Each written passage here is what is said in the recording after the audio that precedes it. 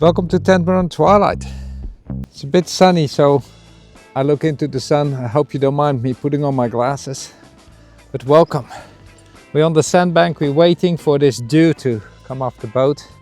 A wind vane is just a dream. And that's why with bended PVC pipes and carbon fiber, we created this construction on the back of Trimaran Twilight to connect a Windpilot.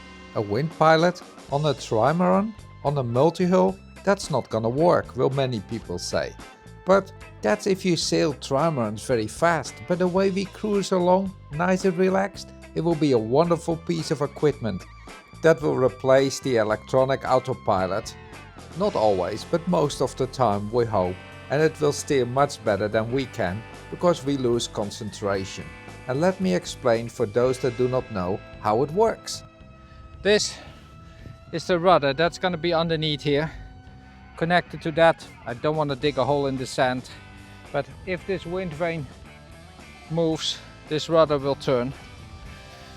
And if this hits something, there's a braking pin here, so it will not rip this whole thing off the back of the boat. We set this to the wind angle with this bolt, which can actually be a rope around and you can control it from the cockpit. We set a wind vane up here, and when it's not longer straight in the wind, then obviously it's gonna blow that over. And that lifts this with a gearing in here, will turn this rudder from left to right. And if you stick your hand in the water when you're in a little boat, you know how you could play like that with where your hand goes. Well, that's what this does. If it turns, it goes this way till the wind compensates, and then it comes back.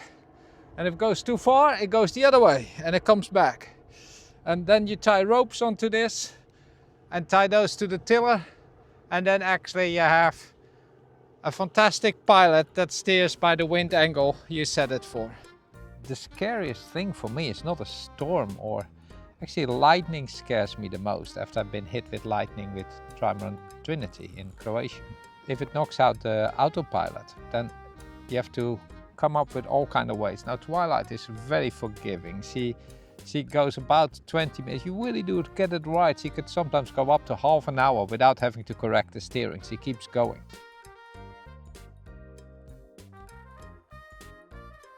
But this is carbon fiber and the Windpilot is aluminium, and it'd be a bad idea to have this carbon fiber joining a inox bolt and then screw into aluminium. That's going to give tremendous galvanic corrosion. So yesterday I put glass fiber around the bolt, and that gave me now this glass fiber tube that's over this bolt, which I only need twice about half a centimeter to go into the carbon, and will then isolate the galvanic corrosion, or how you call it. Is it galvanic electricity? It's the electricity that can run from the carbon to inox and then into the aluminium from the Windpilot. So those glass tubes, they need to be in between this bolt and the carbon fiber from the structure. And I'm still thinking at the moment, how am I gonna make sure that I'm not gonna glue the bolt used to glue on. I'm gonna try something a bit more tricky, and that's using only a tiny bit of plaster to get it all in position. And then tomorrow carefully take it apart, or wait an extra day and then take it apart when it's hard, and put glass fiber and carbon fiber on it to make it all strong enough again. Put that up there. So here's one of my carbon pipes. All I want is that's gonna be stuck. There was peel ply on it, so I don't really need to sand it. So let's take this off.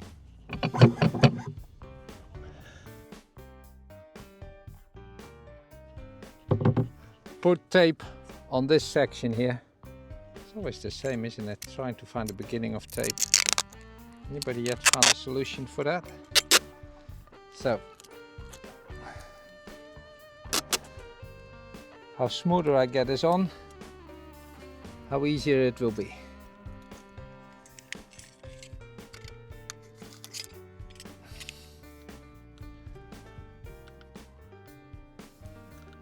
That's one side.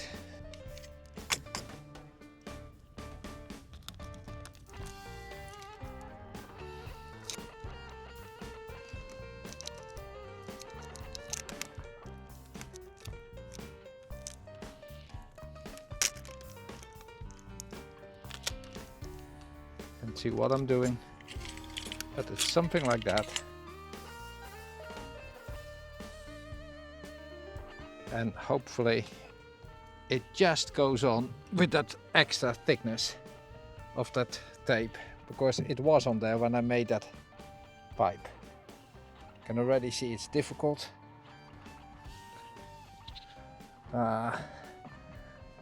That's how precise it was. It doesn't. I'm gonna take all the tape off. No, you can see it doesn't work, does it? I have to come back and show you that I destroyed quite a lot of the tape already. So that ain't gonna work. So that's all the tape. Let's try that again, but only on the 2 holes and not anything extra.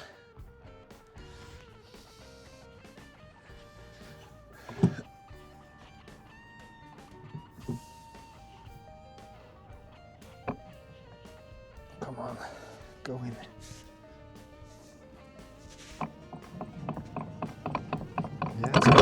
Yes, that did the trick. See the brown tape that's there. So if I fill this gap up, I have hardly any epoxy going in there. If I tighten this very strong against the brown tape, it's going to be a tiny bit, which I'm quite sure I can break off, but we will find that out tomorrow. So there we go. Tighten that hard.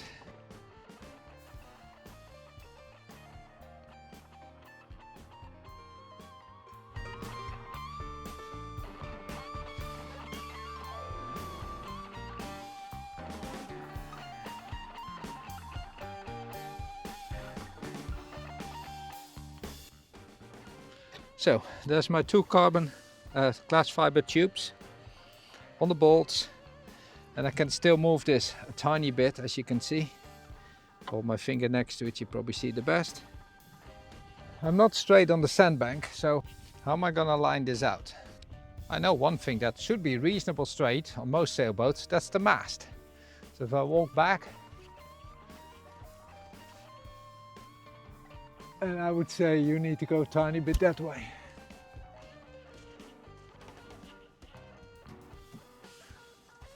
That wasn't much, that might be enough.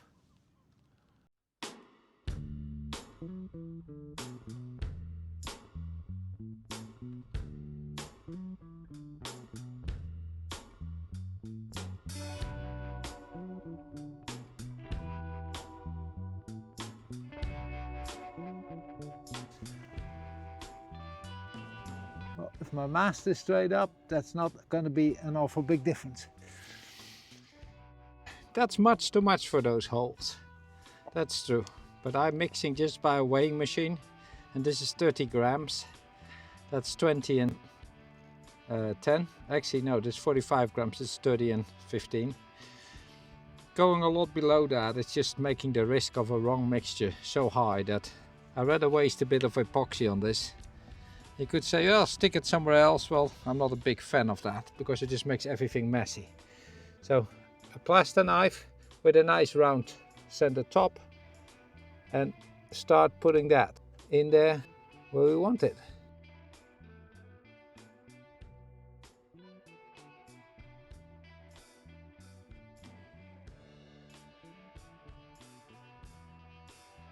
Try to make some kind of a nice filler out of there, because we're gonna glass over this later.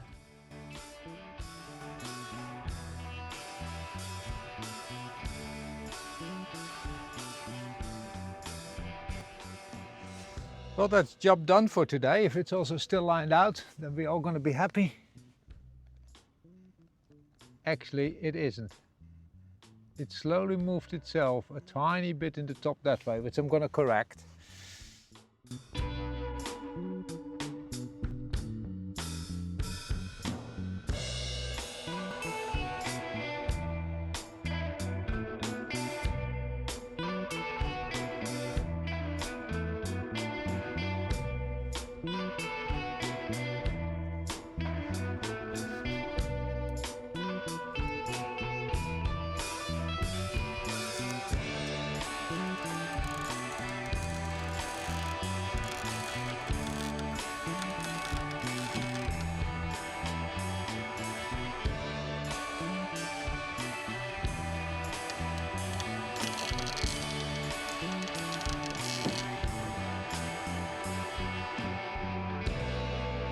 very close.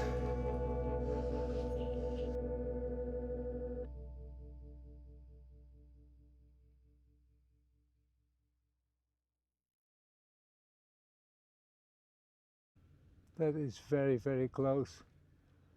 So I'm not going to worry about that. Obviously the tape has much stretch over a while. This will hold it much better.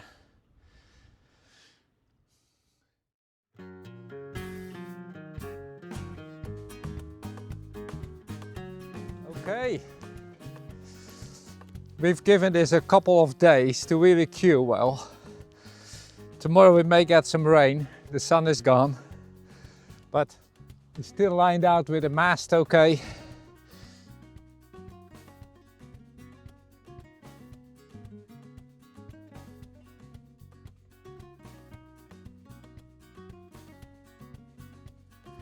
My spanner back. Are those loose? Yes, they are. Bit of rust from the condensation. Yeah, the bolts are loose. Look, I can move them so they can come out. Oh!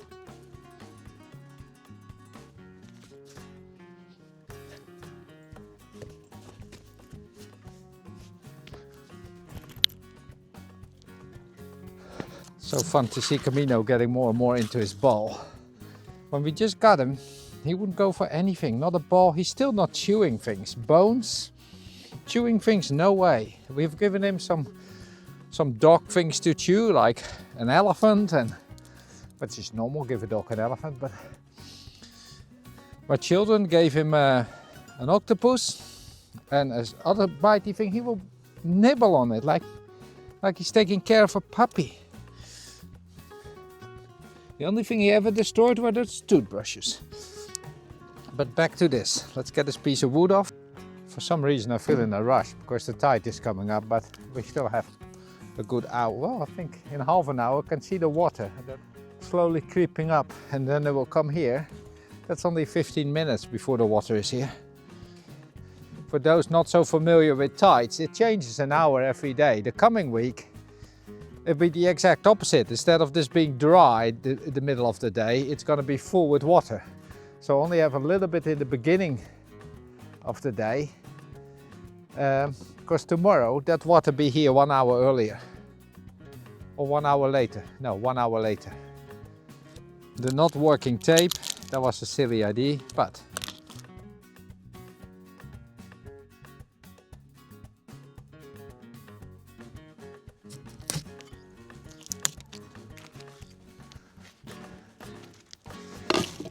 that's our wind vane. That can now be set to 0 or whatever. This swings. Now because this swings, actually there isn't that much force on this. And the forces of the rudder are actually going from here to a rope. So if it wants to go like this, it's gonna pull on that rope with all its force, meaning that this whole thing wants to slide in that direction, not twist. It's not gonna slide to that. So that should be okay. Let me take those bolts out.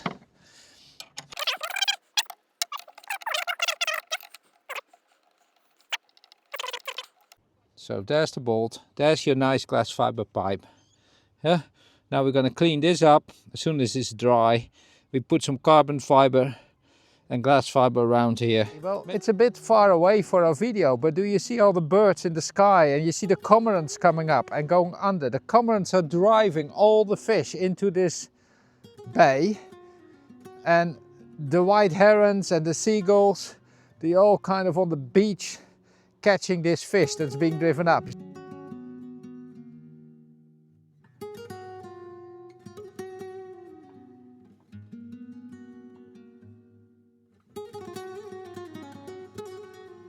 Okay, got the bolts out. Now, the brown tape should have prevented this glue to stick to the aluminium, so I hope it does. It may make a light crack.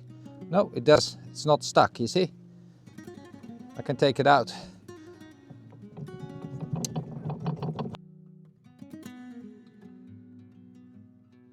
The brown tape prevented this from being glued.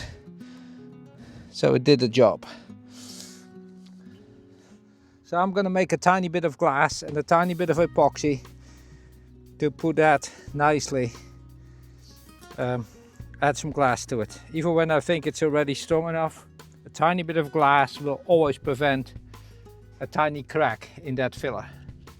So it always helps to have a bit of filler, especially a mixture of epoxy with Caposil, which gives a very good connection. To get those pieces on here, I'd first put enough epoxy on there, and then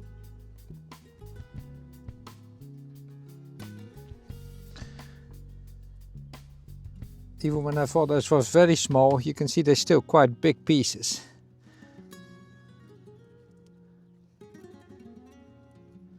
For such little pipes. And it's not gonna look like a masterpiece, because there will be a lot of little fibers sticking out everywhere. So tomorrow this gets a tiny bit more sanding, and then we will see where we are. I'm getting itchy to go sailing, but it's not always smart. I could do a lot of things here. That will be hard to do maybe later. Still contemplating, am I first going to paint the boat red? I'm going to keep that for wherever I end up. And more start thinking about that actually my whole life I always wanted to go to the Pacific. Sailing all the way south will be too cold. Maybe you can plan Cape Horn at good moments. Would be interesting, but I don't think it will be really what I enjoy. Actually, I always do enjoy these tiny little fiddly jobs, like my miniature painting. I've completely given up on painting. Maybe I pick that up when I'm sailing again. I need to be more relaxed. This is not matte, this is woven twirl. And it's really funny if I show you. I don't know if you can see that, but the first look is that it looks like it's diagonal if you look over this material. But what it actually is that the fibers that go like this, even when you see stripes like this, they go over one, underneath two, over one, underneath two, and then the next one does that opposite. And that creates a diagonal pattern. And that makes it a very nice, formable fiberglass. Want to do tiny little jobs, modeling. Get yourself fine twirl fiberglass. But you can understand that if it is a big job that you have to do, that it makes no sense to use lots of very fine layers if you can put in big layers. Look very well at a glass fiber boat. You can see sometimes how rough it is. Now, the glass fiber mat, which is not a woven fiber, that's typically made for polyester, vinyl ester, where they use a glue in that fiber mat to hold it together, but that dissolves when the styrene from the polyester or vinyl ester goes over it. That's why I see people using epoxy and then they use that kind of mud. And that's a real pity, because they're struggling, because that fiber that more looks like this kind of mess, all those hairs then are stuck together. And when you work with polyester, that's nice because it dissolves and it goes in all the corners and makes very nice shapes. But if you use it with epoxy, it doesn't dissolve, it stays stuck together, and it's actually much harder to work with. There's my mixing table, my workbench, and then there's where I did the work. Let me zoom into that for you.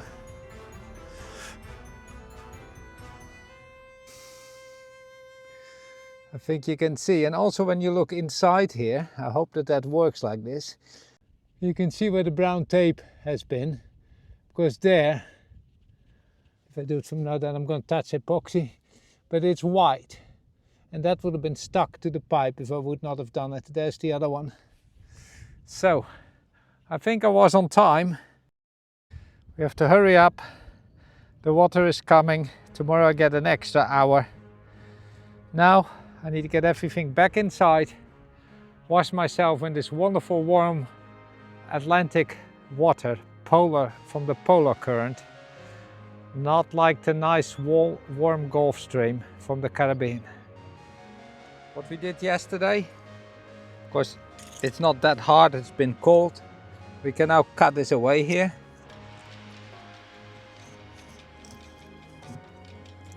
And end up with that nice pipe. The pipe's still going to be a bit too big. That's okay. Chop all those sharp bits off. It's always so much handier to do this when it's still not gone fully hard. But then Stanley knives do a good job.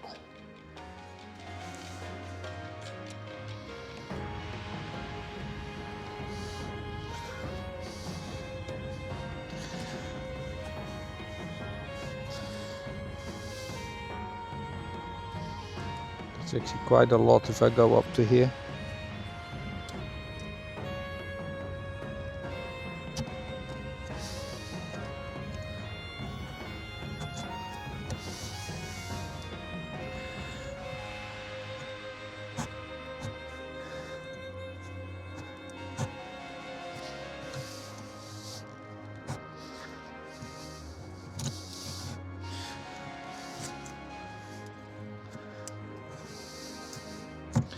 I'm going to the hard pipe and now I'm back in the soft epoxy from yesterday, which cuts a lot easier.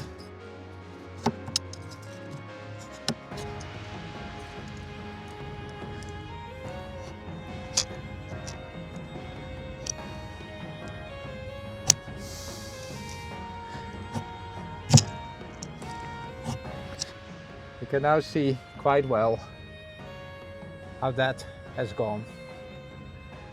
So, my favorite.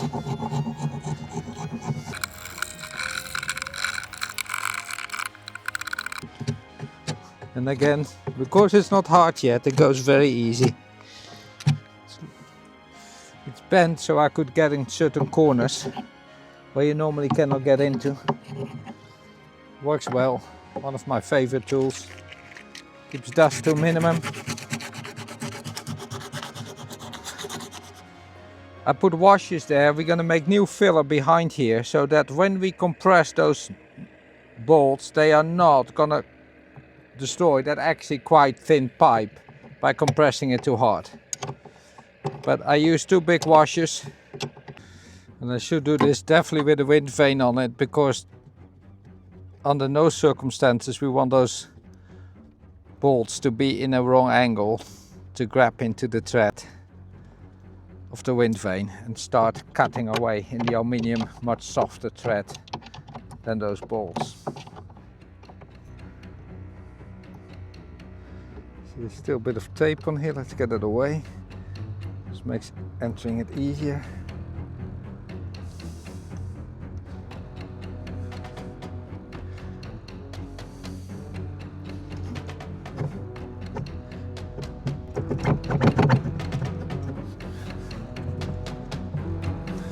Okay, that's the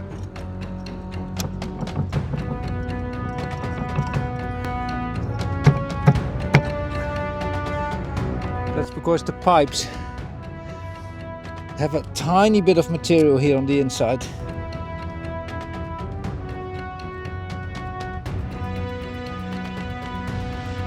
That I need to get out.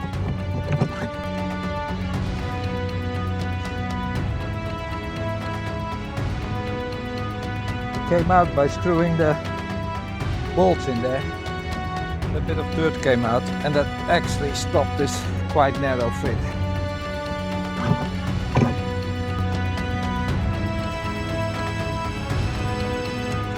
And there we are. So we're going to use smaller rings. And then in a couple of days, because I know I'm going to get some epoxy on this thread.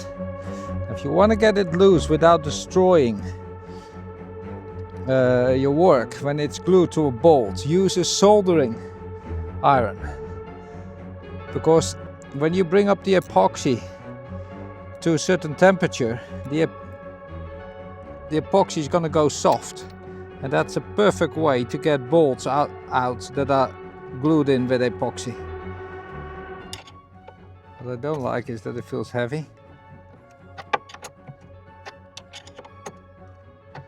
Okay, now it goes easier.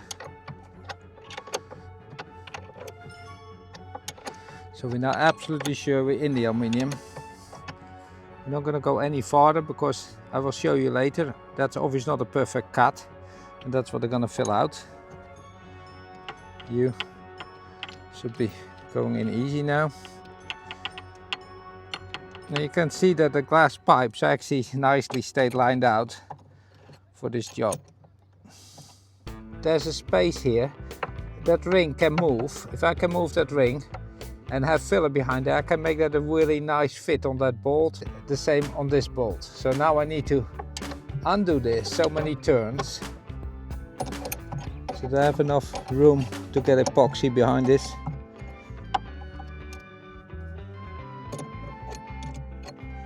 And then tomorrow is definitely necessary. For the epoxy, it's very hard to take those bolts back out. I'm going to make a tiny bit of epoxy. How do we put that behind there without making a too big mess? Now don't make it too thin because you don't want it to run down in the threads. It's going to be a bit of a mess, I know that, and there's not much I can do about it.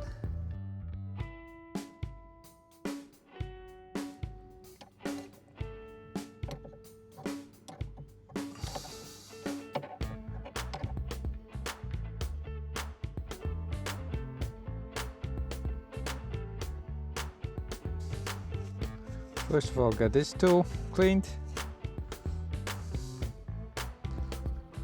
But we can now just basically make a nice filler out of that ring.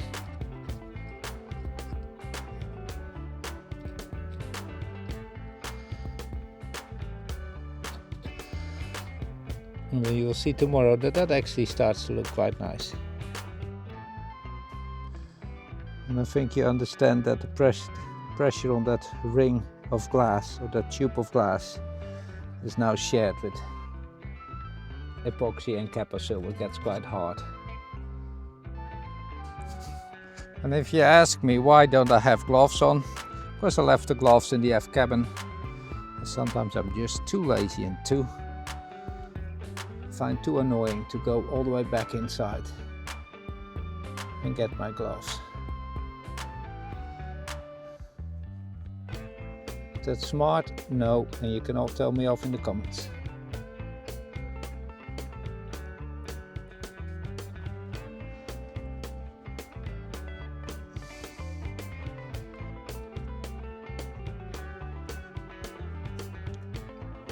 Push that ring back because it just moved, but that's a quite clean bolt.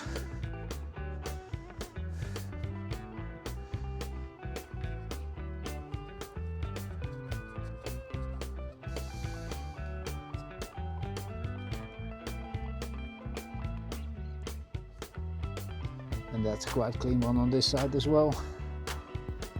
And with that, we're gonna let this to cure.